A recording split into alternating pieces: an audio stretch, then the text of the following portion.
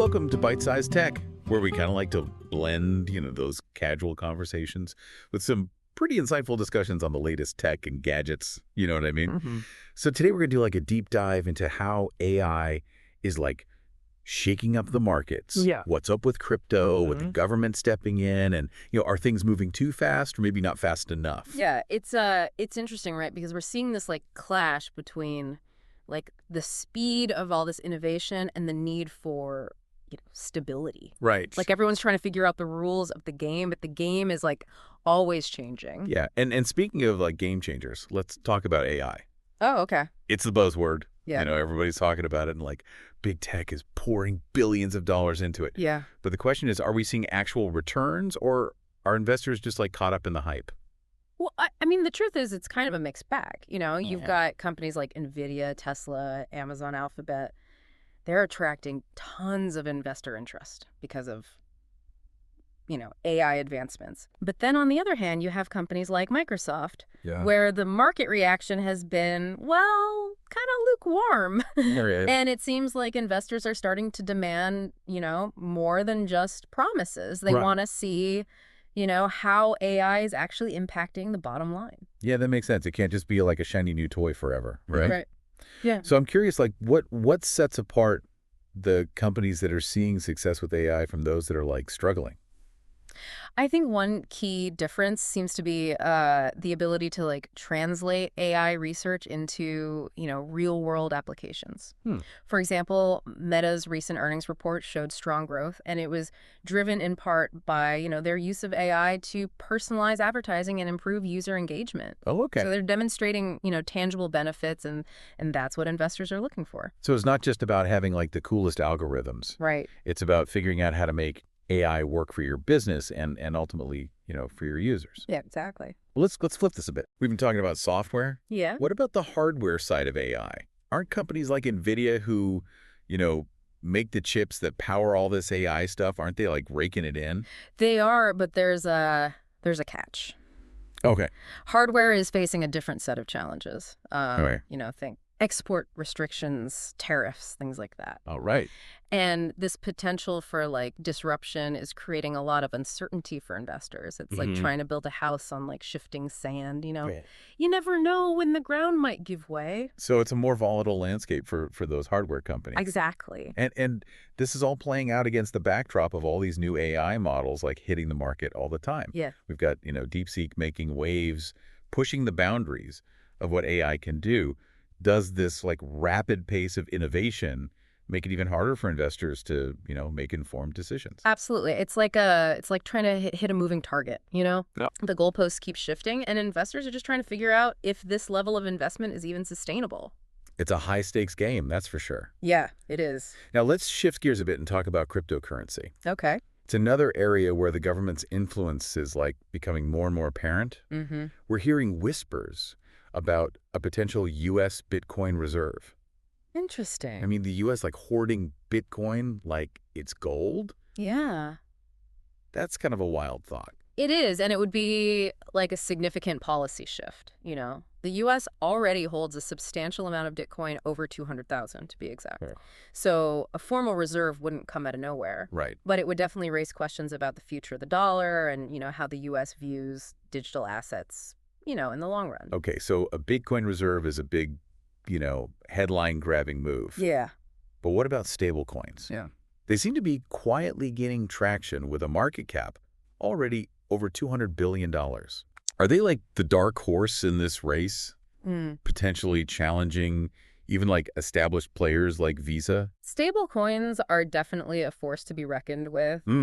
They offer a really compelling alternative to like traditional financial systems. Yeah. Particularly for things like, cross-border transactions. Right. They have the potential to make financial services, more efficient, more accessible. And that's why we're seeing this explosive growth, in this space. It sounds like they're cutting out the middleman, which is never a bad thing. Right. But of course, there are always challenges. Yeah.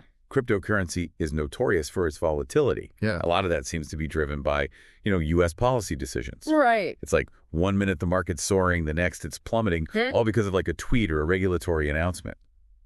Yeah, you hit the nail on the head. That lack of regulatory clarity is a major hurdle for the crypto market. And then you've got these meme coins like popping up left and right. Right. President Trump and Melania launching their own meme coins. It's like the Wild West out there. It is. It's crazy. It's fascinating, isn't it? Yeah. On the one hand, you've got this incredible potential for innovation and disruption. Yeah. But on the other hand, you've got this Wild West atmosphere with very little oversight. Right. You feel like a tightrope walk between, fostering innovation and protecting investors. And it'll be interesting to see how the government navigates this in the coming months. One thing that strikes me about this whole situation is how these trends in tech are like really forcing us to rethink, the role of government. Yeah. We've got Elon Musk pushing for this Department of Government Efficiency, or DOGE as he calls it. Right. Is this like a sign that things are moving in the right direction, or is it just, another layer of bureaucracy? That's a tough question. Yeah. I mean, on the one hand, like, who wouldn't want a more efficient government? Right. But then on the other hand, there's a healthy dose of skepticism about whether a new department is really the answer. Yeah. And you have to think about the pace of change, too.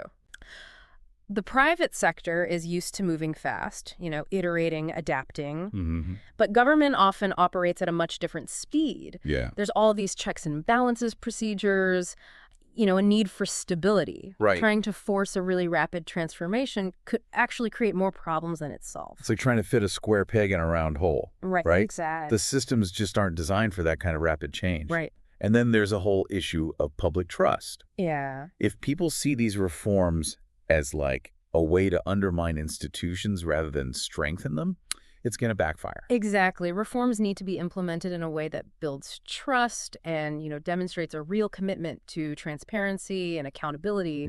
It's not just about efficiency. It's about making government, work better for the people it serves.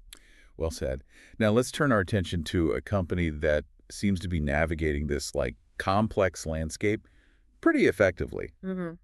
Palantir. They're branding themselves as, the leading AI solution for both government and enterprise, and their CEO, Alex Karp.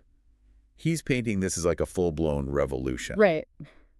Is this just like clever marketing, or is Palantir really onto something here? Well, I mean, Palantir has definitely carved out like a unique niche for themselves, especially when it comes to government contracts. Right. They've secured deals with the U.S. Department of Defense and even the U.K.'s National Health Service.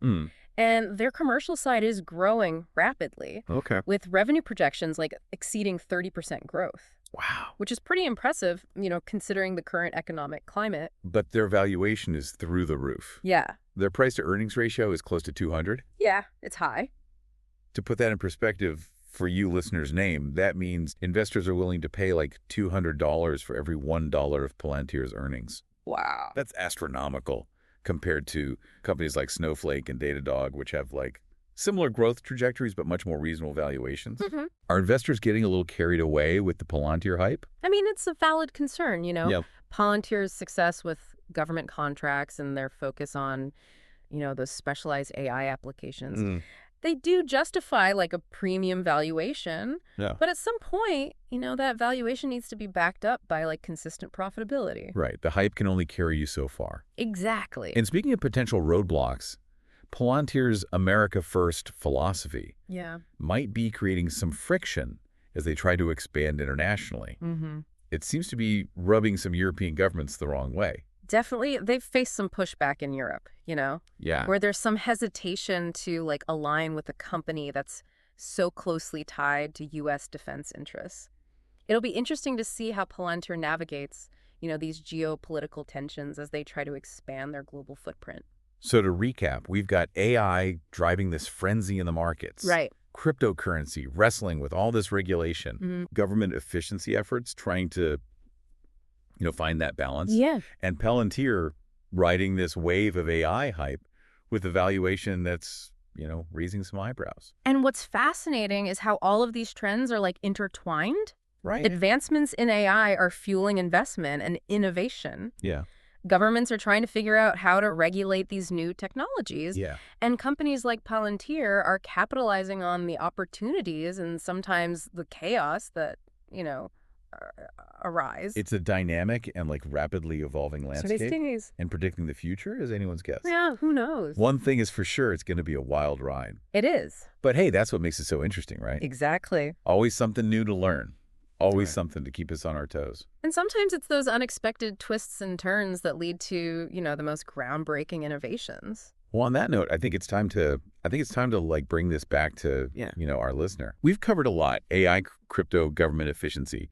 Like, what does it all mean for someone like you, listener's name, who's, navigating this crazy tech-driven world every day? I think that's a great question. And it's easy to feel overwhelmed, with the pace of change. Right. But I think it's important to remember that we're not just like passive observers. Right. We have agency. We can actually make choices about the technologies. We embrace the companies. We support the policies we advocate for. That's a really empowering way to look at it. Yeah. It's not about being like a tech expert or a day trader. It's about being, an informed citizen who understands the potential impact of these technologies and participates in, shaping their development. Exactly. We can choose to, invest in companies that align with our values. Right. We can support regulations that protect consumers and promote, responsible innovation. Yeah. And we can educate ourselves so we can make informed decisions about how we integrate technology into our lives. It's about taking control of the narrative, right? Yeah. Not letting the hype or the fear dictate how we think about these things. Exactly. And part of that is having, conversations like this where we can unpack complex topics, challenge assumptions, and explore different perspectives. Absolutely. It's through dialogue and critical thinking that we can, move beyond the sound bites and the headlines and really understand, the nuances of these issues. So as we wrap up this deep dive into, the intersection of AI, market trends, and government influence, I'm left wondering, what emerging tech trend do you think will have the biggest impact in the next year, listener's name? It's a question worth pondering. And hey, if you have any thoughts, we'd love to hear from you. Share your predictions in the comments below. And while you're at it, be sure to subscribe to Byte-Sized Tech for, more insightful and engaging discussions about, all things tech. Thanks for tuning in to Byte-Sized Tech. If you enjoyed the deep dive, like, comment, share, and subscribe for more fun tech discussions.